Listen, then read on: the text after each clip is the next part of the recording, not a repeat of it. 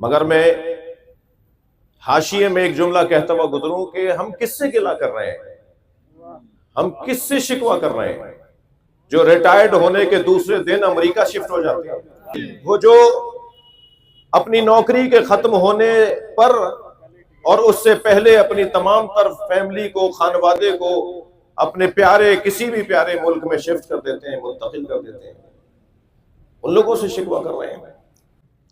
وہ خطہ کہ جو پیار کرنے والوں کا خطہ ہے، وہ خطہ جو اولیاء الہی کا خطہ ہے، اس خطے میں بسنے والوں کو کس چیز کی سزا دی جا رہی ہے؟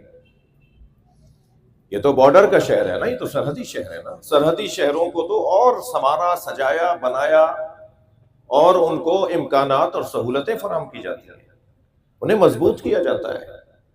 اگر سرحدی شہر کمزور ہو جائیں گے تو پورا ملک کمزور پڑ جائے گا۔